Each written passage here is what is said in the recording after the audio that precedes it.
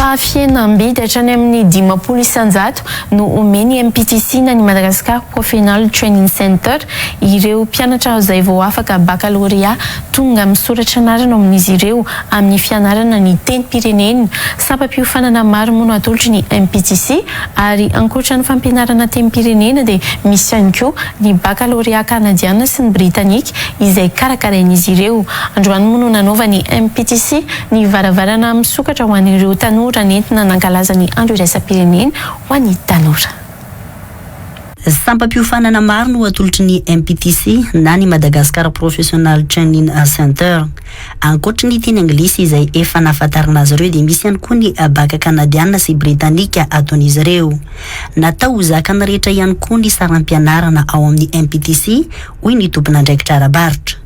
Misy ato fampianarana teny anglisy tena mahay MPTC any MPTC misy ihany koa ny teny frantsay sy ny teny sinoa, misy ny informatika amin'ny teny anglisy ary ny teny amin'ny teny frantsay ary ny tena mampiavaka ny MPTC koa moa zany dia ny resaka examen internationaux misy karazany BDB ato afaka préparena afaka homaninao izy zany ahafahanao mahazo resaka certificat international zany. Misy ihany koa ny baka kanadiana sy ny baka britanika ato amin'ny MPTC ary cours ho an'ny ankizy kely ihany koa izay vao nisokatra tsy ela ny ety amin'ny MPTC Andranombeavava. Certificat international language cert sy TEFL izy io BDB masy manafangaro azy fa ny language cert io sitrahany mpianatra ny MPTC izay mavita niveau anankiray ka mendrika izy ao anatin'izay klasin'izay dia sitrahany maimaim-poana izy io satria ny MPTC miantoka ny droit d'examen azahoany certificat international avy any anglais. Tena azo lazaina mirary dia mirary satria raha ny kalitaon'ny fampianarany MPTC tokony ho ataontsika hoe avy roa eny na avy telo eny fanoezana atao zakany sarambabeba-bahoaka malagasy le izy. Betsaka masy miteny hoe ny MPTC dia sekolin'ny mpanan-karena fa tena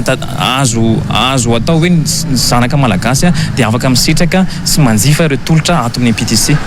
Fihenam-bidy 500 no azon'ireo mpianatra vao afaka baccalauréat ao amin'ny MPTC amin'ny fianarana tenim-pirenena izay safidian'ny mpianatra. Ary ny farany fakely indrindra dia ny misy ny koa ny tolotra manokana ho an'ireo izay afaka baka tamin'ity taona ity satria omeny MPTC fihenam-bidy 500 io zareo amin'ny fianarana tenim-pirenena izay ity na teny anglisy na teny frantsay ary ihany koa na teny sinoa dia efa misokatra ny fisoratana anarana zao ho amin'ny fidirana manaraka ny 7 volana oktobra.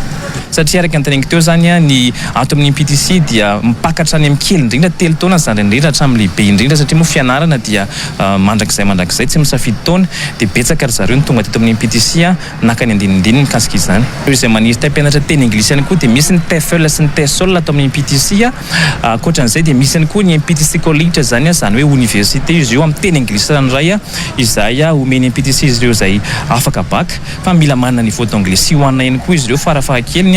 Ankoatr'izay dia ny MPTC ihany koa dia mandika ireo antota taratasy rehetra izay ilaina amin'ny fanovozana fianarana mivoaka Madagasikara amin'ny teny anglisy manana ihany koa izay mpandika teny raha ilaina ao anatin'izany. Misy moa androany hetsika natao teny amin'ny MPTC Andranombeavava nentina nanamariana ny andro iraisam-pirenena ho an-tanora sy ny varavarana misokatra na ampahafantarana ny lalam-piofanana ao amin'ny MPTC.